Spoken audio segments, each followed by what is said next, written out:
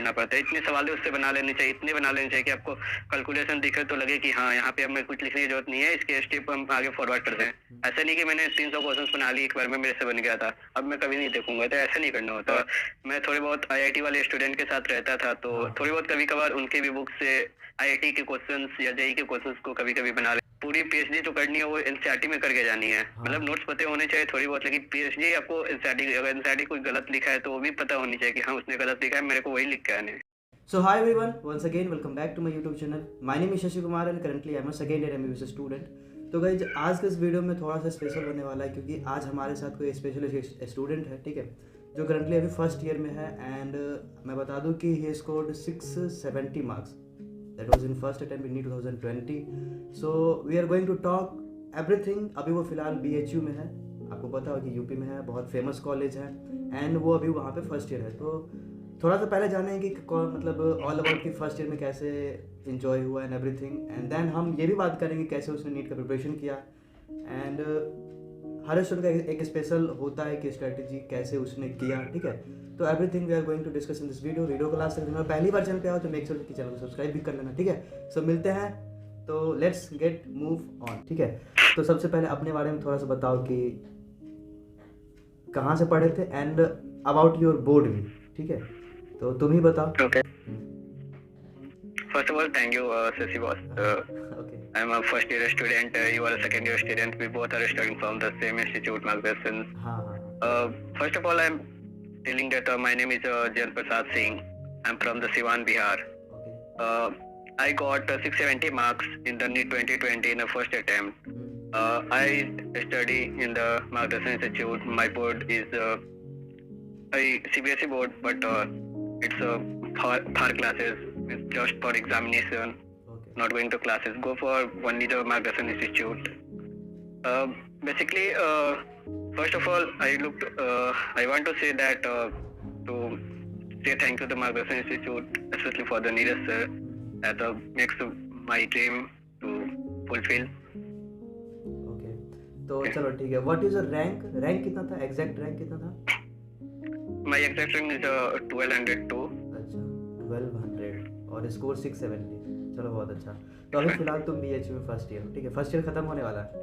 Yeah. First year खत्म होने वाला है. हाँ, खत्म ही हो गया. ड्रॉप हो ही गया. एग्जाम्स हो गए. तो सबसे पहले यही बात करते हैं कि फर्स्ट ईयर में कितना एंजॉय किए एंड मतलब फर्स्ट ईयर एक्सपीरियंस पहले बता दो, ठीक है. थोड़ा इंटरेस्टिंग होगा जानते हैं. फर्स्ट ईयर में शुरुआत में तो हम लोग का जैसे फरवरी से स्टार्ट होने वाला था, तो एक महीना हम लोग का ऑनलाइन चला. फरवरी लास्ट आते आते 22 फेब के करीब में हमें हॉस्टल में बुलाया गया. फिर जैसे हॉस्टल में जाने के बाद अभी वहाँ पे काफ़ी हाई सिक्योरिटी रहती थी, मतलब कि हॉस्टल के अंदर ही सारी चीज़ें अलाउड है ना, उसके बाहर कहीं नहीं जाना. ऐसे कोविड भी थी और साथ में कोविड ही मतलब सबसे मेन वही था कि कोविड हम लोग के कांटेक्ट में ना आए. तो वैसे हम लोग को काफ़ी बचा कर रखा गया. लगभग एक महीने तक हमें बचाया गया. जब होली के टाइम आए लगभग 23 मार्च के करीब में, तो फिर हम लोग घर आ गए. घर आए तो उसके बाद क्या हुआ, कोविड ही पता ही चला. कोविड काफ़ी बढ़ा, उसकी वजह से हम लोग की वैसे ही ऑनलाइन क्लासेस सारी चलती रही 2-3 महीने. फिर जुलाई 10 के करीब में हमें हॉस्टल जाने गया. उसके बाद जाने के बाद फिर एक महीने तक लगभग पढ़ाई वगैरह वही सब चली. उसके बाद हम लोग के इंटरेक्शन सब स्टार्ट हुए सीनियर के साथ, और फिर घुल मिलना खेलना कूदना, धीरे धीरे वो सब चीज़ें बढ़ती गई. अच्छा, कॉलेज में अभी कितना देर पढ़ते हो? देखो, ऐसे नॉर्मली देखे तो हर रोज कितना देर पढ़ना पड़ता है? कॉलेज में पढ़ने का वही होता है कि रोज के अंदर आप क्लासेस अटेंड करो और साथ में 1 से 1.5 घंटे 2 घंटे रोज पढ़ो. बाकी एग्जाम टाइम में आने के बाद उस टाइम सारी चीजें ऐसे हो जाती है कि आप आराम से कर लोगे. लगता है कि MBBS में आने के बाद बहुत पढ़ना है. मुझे तो ऐसा नहीं लगता है. मतलब पढ़ना तो है, ऐसा नहीं कि मतलब हर दिन पढ़ना ही है 10 घंटा 12 घंटा, ऐसा तो नहीं है ना. वहाँ का बताओ. नहीं, वहाँ का ऐसा है कि आपको चीज़ों को इतने बुक से नहीं पढ़ने होते. आपके सामने टीचर्स इतने टीचर्स वहाँ पे आपको गाइड करने के लिए मिलेंगे. JR से लेकर के प्रोफेसर तक, आप किसी से कोई भी डाउट पूछने आप पूछ सकते हो. डायरेक्टली आप जाके कांटेक्ट करना है फोन पे, जहाँ मर्जी वहाँ जाके आप पूछ सकते हो. अच्छा, वहाँ पे टीचर्स कैसे हैं? टीचर्स पढ़ाते हैं या फिर ऐसा नहीं है टाइम पास करते हैं? ऐसा तो नहीं है. वहाँ पे सारे टीचर्स एक से एक आले हैं, मतलब सब जितने पढ़ाएंगे बहुत अच्छे से पढ़ाते हैं. ऐसा नहीं कि हाँ कोई नहीं पढ़ाएगा, ये टॉपिक छूट गया, वैसा नहीं होता. वहाँ पे एक्स्ट्रा क्लासेस लगा करके भी आपको कंप्लीट कराया जाएगा, सब चीज़ कराया जाएगा. प्रैक्टिकल बहुत अच्छे से कराया जाता है. काफ़ी बार रिवीजन भी होगा हम लोगों का. तो अब तो तुम सीनियर बनने जा रहे हो क्योंकि अब जूनियर्स आएंगे ही, काउंसलिंग स्टार्ट हो गया, ठीक है. तो फर्स्ट ईयर में कैसा लगा तुम्हारा? मे भी हो सकता है कि ये वीडियो को तुम्हारा जूनियर आके भी देखेगा, ठीक है, तो क्या बताओगे ऐसा जो मतलब उसको अच्छा लगे, and about your first year का एक्सपीरियंस कुछ इंटरेस्टिंग? फर्स्ट ईयर में यही है कि पहली बात तो आपको तो काफी दूर रखा जाता है सीनियर से, मतलब इंटरेक्शन आपको ना ही के बराबर है, मान के चलिए। थोड़ी बहुत कभी कभार हो गई, रैगिंग का उतना सीन नहीं होता, मतलब रैगिंग थोड़ी बहुत तो इंटरेक्शन होती है, बट वो रैगिंग उस लाइक कहीं की वो ऐसी रैगिंग नहीं कि आपको कुछ भी हो जाए, कोई रैगिंग वगैरह उतनी नहीं होती, आपको नॉर्मली रखा जाएगा, बस प्यार से आपको, बस सारे प्यार से ही सब चीज होते हैं, कोई भी ऐसा नहीं कि हाँ आप नहीं हो तो नहीं, वो नहीं, ऐसा नहीं होता, बस नॉर्मली रखा जाता है। और hostel life, what is the hostel life में डिफरेंस, तो व्हाट इज काफी द एंजॉयमेंट डिफरेंस है, बिटवीन कॉलेज का हॉस्टल लाइफ और नीट वाला हॉस्टल लाइफ? कॉलेज का हॉस्टल लाइफ तो अभी फर्स्ट ईयर का था, तो हम लोग बस वही एक जो बाउंड्री थी उसी के अंदर रहना पड़ता था, अंदर एक प्लेग्राउंड थी, उसी में क्रिकेट वगैरह खेलना, बैडमिंटन खेलना, वो सब चीजें होती थी, बट ठीक था। अब हम लोग सेकेंड ईयर में जाएंगे तो अब हाँ, अब घूमेंगे फिरेंगे खेलेंगे। फर्स्ट ईयर के लास्ट में आते आते फिर सीनियर के साथ भी हम लोग का खेलना धीरे धीरे स्टार्ट हो गया था। बहुत सारे ग्रुप है, कोई फ्रेशर्स भी हुई, फ्रेशर्स भी हुई। मतलब एक चीज़ हम सुने हैं कि बहुत लोग बोलते हैं कि एमबीबीएस में आने के बाद अगर कुछ हॉबीज है पहले से तो उसको छोड़ना पड़ता है पढ़ाई के चक्कर में, ऐसा कुछ है क्या? नहीं, ऐसा नहीं होता, कुछ देर के लिए करना पड़ता है, थोड़ी 1 महीने 2 महीने के लिए होता है, उसके बाद से नहीं होता है। तुम्हारा कुछ एक्स्ट्रा हॉबी? उतनी हम लोग का खैर उतनी तो कुछ हॉबी थी नहीं, बचपन से ही बस वही खेलना कूदना, कोई मतलब पार्टिकुलर टाइप का है नहीं, वही जो डांस ग्रुप सॉन्ग हो गया, ग्रुप डांस हो गया, बस वही सब चीजें हैं। तो और पढ़ाई तुमने नीट का प्रिपरेशन मार्केटिंग से किया जैसा कि मुझे पता है, ठीक है, मैंने देखा भी है तुम्हें 1-2 बार वहाँ पे। तो मतलब अब ये बताओ कि कितना घंटा नीट के टाइम में पढ़ते थे? वहाँ कब हम बात करते हैं नीट को लेके, मे भी हो सकता है इस वीडियो को बहुत सारे नीट एस्पिरेंट्स भी देखेंगे, ठीक है, तो उनके लिए अब थोड़ा सा बात करते हैं कि कैसे मतलब कितना आवर्स पढ़ते थे नीट के टाइम में रेगुलर?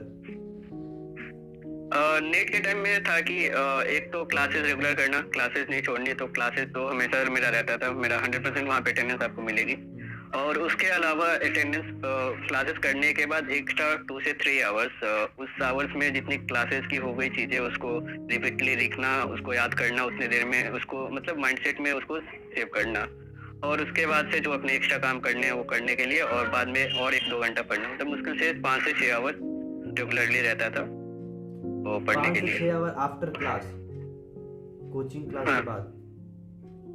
हाँ, मतलब जैसे वर्क कोचिंग का ही काफी टास्क मिल जाते थे, जैसे मॉडल सॉल्व करने, ये सब करने, तो ये सब करते करते 3 से 4-5 घंटा तो लग ही जाता है, बाकी 1-2 घंटे में जो पढ़ाना है उसको रखना। अगर एवरेज हो जाए तो कितना घंटा पढ़ना चाहिए एज अ नीट एस्पिरेंट?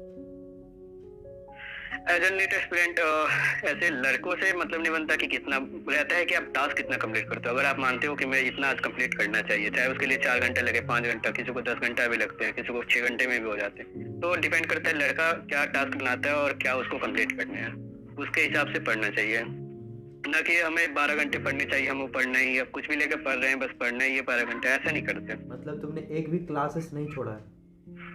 एक भी नहीं, क्लासेस मेरा नहीं छोड़ा। Test mock test? और टेस्ट भी नहीं छोड़ा मैंने, एक भी नहीं छोड़ा, टेस्ट तो रेगुलरली देना ही है। मुझे जानना है कि जैसे तुम्हारा 670 मार्क्स है, ठीक है, तो इसके कंपैरिजन में मॉक टेस्ट में रेगुलर कितना रहता था? एक बार कभी कभार शायद 480-90 के करीब में गया, उस टाइम पे कुछ पता ही नहीं था, पार्ट वाइज था, ओलंपियाड लेके आए थे, पढ़ के गए थे कुछ और, एक बार आगे एग्जाम नहीं था तो मजा आ जाता है। कितना आया था? हाँ, ओलंपियाड में कितना था? बायोलॉजी ओलंपियाड का तो फर्स्ट स्टेज क्वालीफाई हुआ था। अच्छा। और फिजिक्स वगैरह में वही थोड़ी बहुत नंबर से चूक हुई थी, 3-4 नंबर से। केवी पे भी दिए थे? हाँ, केवी पे भी दिया था। उसमें क्या हुआ था? उसमें 754 रैंक आई थी, क्योंकि इंटरव्यू उतनी अच्छी गई नहीं थी, उस टाइम पे प्रैक्टिकल के लिए कराया था, तो उतनी तैयारी थी नहीं कुछ। अब बात करते हैं ना तो सब्जेक्ट वाइज, लाइक फिजिक्स कैसे किए, लाइक केमिस्ट्री कैसे किए, लाइक बायोलॉजी कैसे किए, ठीक है, कुछ स्पेशल बता सको, मतलब रियल ही बताना, ठीक है, ऐसा कुछ नहीं कि बस रियल बताना कि फिजिक्स में कैसे किए, स्कोर बताओ फिजिक्स में। फिजिक्स का क्या सीन था कि जब तक 11th क्लास थी तब तक तो शुरुआत में हम लोग का काइनेमेटिक्स वगैरह ये सब बेसिक मैथमेटिक्स पहले काफ़ी था, तो उसमें 2-3 महीने अच्छे से रहा। उसके बाद बेसिक मैथमेटिक्स को हर महीने रिवाइज करना रहता था, हर महीने रिवाइज करना होता था, क्योंकि उसकी जो चीज़ें वो कहीं ना कहीं फिर से आई जाती थी, तो उसको एक बार पूरी चीज़ों को लिखना, याद रखना, वो सब चीज़ें मैपिंग के थ्रू करना होता था। उसके बाद से मैंने काइनेमेटिक्स ये सब चीज़ें जैसे जैसे फिजिक्स बढ़ते गए वैसे वैसे न्यू चीज़ों को ऐड किया और मतलब पुरानी को भी साथ में लेकर के जोड़ते हुए चलता गया। ऐसा नहीं कि बस जो पढ़ाई हो रही है बस उसी पे फोकस कर रहा हूँ, ऐसा नहीं। जो चीज़ें पढ़ाई हो रही है उसको फोकस कर रहा हूँ, साथ में टाइम निकाल के 1-2 घंटा में फिजिक्स का कॉपी पलटने में उतना टाइम नहीं लगता। अगर जब चीज़ें पता चल जाती हैं तो आप उसको धीरे धीरे पलटते पलटते सीख जाते हो कि हाँ कुछ चीज़ें ऐसे थी, कुछ आगे ऐसे जो बनते पढ़ाई हैं। हो रहा था साथ साथ पीछे का भी रिवीजन रेगुलर होता है। हाँ यही हाँ, था। वो रेगुलरिटी था कि हमेशा मतलब ऐसा था कि कब कभी पूछो कि रेडी हो, हाँ मैं रेडी हूँ एग्जाम देने के लिए, ऐसा रहना होता था। ऐसा नहीं कि अब अभी बस ये चल रहा है तो मेरे से बस यही बनेगा, ऐसा नहीं था। ऐसा हर नहीं था चीज़ों ना को कि साथ मान में लो लेकर चलना होता अगर था। ऐसा सीन आता है 12th 11th हो चुका है, 12th पढ़ रहे हैं, अगर 11th से कुछ पूछा जाए तो ऐसा तो नहीं रिवीजन करना पड़ेगा तब बताएंगे, नहीं ना। नहीं नहीं वैसा तो था कि 11 तक तो सब चीज़ें याद हो गई थी लगभग उसकी, कुछ कुछ जो चीज़ें छुटी हुई थी वो पता थी हाँ। और बाकी उसमें समझ में आ रहा था। बाकी तो उनको था कि मतलब अच्छा 11th की चीज़ों को हर हफ्ते, उसका तो हो गया था कि हर हफ्ते में रविवार के दिन छुट्टी होता था तो एक बार देखना होता था कि क्या क्या चीज़ें थी, कुछ कुछ तो याद रखना पड़ेगा। टेस्ट से पहले रिवीजन करते थे। हाँ, टेस्ट से पहले बस टॉपिक नेम और फॉर्मूलेज मतलब 2 से 3 घंटे के अंदर लगभग कर लेता था। थोड़ी बहुत तो तैयारी करनी पड़ती है। और फिजिक्स का कोई ऐसा स्पेशल चीज़ मतलब ऐसा बताना चाहो कि जैसे किसी को होता है न्यूमेरिकल सॉल्व नहीं हो पा रहा है, थ्योरी समझ में तो आ गया लेकिन न्यूमेरिकल नहीं बनता है, ठीक है, ये सब प्रॉब्लम्स हमने हाँ तो इसका कोई जैसे फिजिक्स का न्यूमेरिकल सॉल्व करने का दो ही कारण होता है कि नहीं सॉल्व करने का, तो आप चाह रहे हो कि बहुत जल्दी मैं बना लूँ या फिर आप चाह रहे हो मेरे से टाइम बहुत ज़्यादा लगता है कैलकुलेशन में। तो उसके लिए क्या होता है कि आपको बेसिक मैथमेटिक्स में काफ़ी फोकस करना पड़ता है। इतने सवाल उससे बना लेने चाहिए, इतने बना लेने चाहिए कि आपको कैलकुलेशन दिखे तो लगे कि हाँ यहाँ पे हमें कुछ लिखने की जरूरत नहीं है, इसके स्टेप हम आगे फॉरवर्ड कर सकते हैं। तो वैसी चीज़ों को धीरे धीरे निकालना होता है, मतलब दिमाग से फॉर्मूलाज में डायरेक्टली वैल्यू सेट करना, ऐसे चीज़ें करनी हो जाती है। तो उसके लिए काफ़ी प्रैक्टिस करनी होती है। तो प्रैक्टिस के लिए आपको बस क्वेश्चन से सॉल्व करने होंगे, टाइम लगा करके आप 45 मिनट में ये कितने बात करते करें हो। कि एक चैप्टर से, तो एक चैप्टर से कितना एवरेज क्वेश्चंस बनाना चाहिए, कितना बनाए हो गए एक चैप्टर से अगर कोई टॉपिक है, अगर आपको उस टॉपिक से याद आ जाती है तो आप 10 से 20 क्वेश्चन भी पर टॉपिक बना करके चलते हो, तो अगर आपको एक चैप्टर में कम से कम 10 से 15 टॉपिक तो होंगे ही, तो आपको लगभग 100 से 200 300 भी पहुंच जाती है। 300 क्वेश्चंस भी किसी किसी टॉपिक में पहुंच जाती हैं। तो आपको उस 300 क्वेश्चंस बना करके आपको रिपीटली सारे टॉपिक्स को ध्यान में रखने होते हैं। ऐसा नहीं कि मैंने 300 क्वेश्चंस बना लिए एक बार में मेरे से बन गया था, अब मैं कभी नहीं देखूंगा, तो ऐसा नहीं करना होता। जो बन गया उसके बाद से आप उस टॉपिक के 10 भी क्वेश्चंस बनाओगे, सारे टॉपिक से एक क्वेश्चन 2-2 क्वेश्चन करके, तो टॉपिक ही आपके दिमाग में आ जाएगी, तो आप तो सवाल कोई भी सॉल्व करने लगोगे। ऐसा हो जाता है। मतलब ओवरऑल बात करें तो 300-400 क्वेश्चन एवरेज है जो बनाना पड़ेगा इस टॉपिक से। It also depends upon the chapter कौन सा है ना। हाँ। और कुछ फिजिक्स के लिए लाइक कि एनसीईआरटी पढ़ना चाहिए। फिजिक्स के लिए एनसीईआरटी पढ़े थे? एनसीईआरटी पढ़ने का तो मतलब नहीं बनता है, क्योंकि आपके मॉडल्स में इतनी सारी चीजें दे दे कि आप वही पढ़ लियो तो काफी होता है। बट अगर आप चाहते हो कि आप एनसीईआरटी पढ़ो तो हाँ, कोई चैप्टर जैसे सेमी कंडक्टर वगैरह मॉडर्न फिजिक्स में आपको कोई चीजें पढ़नी पड़ती है। तुमने एनसीईआरटी पढ़ा? जैसे गेट वगैरह था तो वो सब भी पढ़ना पड़ता है। अच्छा। क्योंकि उसमें से ट्रांजिस्टर्स वाला ये सब सवालें डायरेक्टली स्टेप फॉरवर्ड आती हैं, जो एनसीईआरटी में दिया हुआ है जस्ट वही लिख देंगे और वैल्यू चेंज करके दे देंगे ऊपर नीचे कुछ बदल के। तो फायदा हो जाती है कभी कभी कि आपको एग्जाम में जाके ज्यादा दिमाग नहीं लगाने पड़ते। अगर पढ़ा हुआ है तो वही डायरेक्टली बना देते हैं, नहीं तो ट्रांजिस्टर में काफी दिमाग लगाना पड़ता है कि कैसे डायग्राम ये हो, तो उससे अच्छा रहता है कि एनसीईआरटी के 2 चैप्टर पढ़ लो। मतलब फिजिक्स में एनसीईआरटी इंपॉर्टेंट है लेकिन कुछ चैप्टर्स के लिए पूरा पढ़ना जरूरी तो नहीं है ना? नहीं, पूरा पढ़ना तो बिल्कुल जरूरी नहीं है। चलो बात करते हैं केमिस्ट्री का। केमिस्ट्री में स्कोर कितना था तुम्हारा, याद है? केमिस्ट्री में मेरा स्कोर था 160। अच्छा, तो केमिस्ट्री में एनसीईआरटी पढ़े थे या नहीं? पढ़ना पड़ा होगा। केमिस्ट्री में एनसीईआरटी तो पढ़ना पड़ता है इनऑर्गेनिक के लिए, क्योंकि इनऑर्गेनिक में एनसीईआरटी होता है। अगर आप एक्स्ट्रा इनऑर्गेनिक पढ़ोगे तो कोई फायदा नहीं बनता, क्योंकि आपको सवालें जो मिलेंगी वो एनसीईआरटी की मिलेगी। इनऑर्गेनिक से बहुत लोगों को डर भी लगता है कि याद नहीं होता है, तो ये चीज कैसे किए थे? Like P block D block है। इनऑर्गेनिक का क्या सीन था कि पहले तो आपको केमिकल बॉन्डिंग ये सब मतलब बेसिक चीजें जितनी है वो आपको पूरी तरह से आनी चाहिए, सारे रूल्स आने चाहिए। अब एनसीईआरटी को उसके बाद से जब आप पढ़ोगे तो धीरे धीरे हाइड्रोजन ये सब धीरे धीरे जैसे जैसे 1-2 बार पढ़ोगे, 3 बार 4 बार, मतलब कि अगर आप 12th क्लास में भी आकर के एनसीईआरटी स्टार्ट करते हो तो कोई दिक्कत नहीं है, उसमें भी आकर के आप इनऑर्गेनिक स्टार्ट करके आराम से पढ़ सकते हो। हाँ, मैंने भी कुछ वैसा ही किया था। तो इनऑर्गेनिक में एनसीईआरटी पढ़ना तो बहुत जरूरी है। ऑर्गेनिक के लिए जरूरत पड़ता है। हाँ, ऑर्गेनिक के लिए जरूरत पड़ता है क्योंकि कुछ कुछ रिएक्शंस होती हैं जो स्टेप फॉरवर्ड बस एनसीईआरटी में ही रहती है, उसके कोई लॉजिक नहीं होते। कुछ ऐसा जैसे कोई टेम्परेचर और डिफरेंस किसी में कुछ और सबस्टेट डाल दिया तो एक दो बार एनसीईआरटी देख लेनी होती है, और जो उसमें अलग लग रहा है उसको एडिट करके कॉपी में रखते हैं, उसके बाद से देखने का कोई मतलब नहीं, उसको छोड़ सकते हैं। फिजिकल केमिस्ट्री में तो एनसीईआरटी की जरूरत है नहीं, आई थिंक। हाँ, फिजिकल केमिस्ट्री में अगर आपको लगता है कि कॉन्फिडेंस चाहिए अच्छा लाने के लिए तो फिर आप एक बार एनसीईआरटी बना सकते हो, क्योंकि उसमें वैल्यू अलग अलग टाइप के रहते हैं, काफी हार्ड टाइप की रहती है फिजिक्स, तो उतनी एनसीईआरटी हम लोग के लिए फिजिकल केमिस्ट्री में 12th का एनसीईआरटी इंपॉर्टेंट है। हाँ, फिजिकल केमिस्ट्री में पढ़ना याद, क्योंकि याद करना पड़ता है ना, सॉलिड चैप्टर हो गया या फिर काइनेटिक्स है उसमें, केमिकल काइनेटिक्स वगैरह, तो कुछ कुछ रेडियो एक्टिविटी वो सब चीजें देखनी पड़ती है थोड़ी बहुत, रेडियो एक्टिविटी हो गई, एक्सरे वगैरह हो गए, वो सब चीजें वैल्यू याद करने के लिए बस देखना पड़ता है। एक और बहुत इंपॉर्टेंट चीज पूछना चाह रहे हैं कि ऑर्गेनिक केमिस्ट्री में ऐसा होता है रिएक्शंस को लेकर कि रिएक्शन मैकेनिज्म के जो क्वेश्चंस आते हैं वो मतलब कैसे सॉल्व करते हैं और उसके लिए प्रैक्टिस कैसे की है? चूंकि रिएक्शंस मैकेनिज्म्स वगैरह थे तो मैक्सिमम हम लोग के सारे कॉपी में ही रहते थे, कॉपी जो नीरज सर के नोट्स थे वो तो लगभग पूरे ही थे, और साथ में मेरा फेवर ये था कि मैं थोड़ी बहुत आईआईटी वाले स्टूडेंट के साथ रहता था, तो थोड़ी बहुत कभी कभार उनके भी बुक से आईआईटी के क्वेश्चंस या जेईई के क्वेश्चंस को कभी कभी बना लेना, या फिर उनसे डाउट हो गया या फिर पढ़ाई तो सब सेम ही रहता था तो कोशिश करने में क्या जाता है, तो ऐसे ही बनाते बनाते सॉल्व करते करते दिमाग में बन जाती थी क्वेश्चन। जेईई मेंस के प्रीवियस ईयर, जेईई मेंस के प्रीवियस ईयर, हाँ जेईई मेंस के भी प्रीवियस ईयर बना रखे हैं मैंने। फिजिकल केमिस्ट्री के लिए बालाजी का बुक था वो बना रहे थे, एमटीजी वो बालाजी एक था, एमटीजी नहीं और दूसरा एक बालाजी का आता था, इन अवस्थी आती थी। अच्छा। बालाजी कंपनी की इन अवस्थी, तो उसको मैंने पूरा बनाए थे नीट लेवल के लिए। बस ऑर्गेनिक के लिए तो मैंने बस कॉपी को ही जितनी बार रिवाइज कर सका करता रहा बस वही किया था, और इन ऑर्गेनिक के लिए एनसीईआरटी को जितनी बार पढ़ सका पढ़ा, बस वही सब चीजें की। और फिजिक्स में कौन सा बुक बनाए थे? फिजिक्स में तो पहले तो बस मॉडल वगैरह थे, उसके बाद से धीरे धीरे सिंगेज का यूज किया था, सिंगेज बनाया था। कौन सा सिंगेज, नीट वाला या जेईई वाला? नीट वाला ही काफी है, आईआईटी वाला तो खैर खत्म ही नहीं होगा हम लोग से। और बायोलॉजी का बता, बायोलॉजी तो सब बोलते हैं एनसीईआरटी पढ़ना है, सच है क्या ये?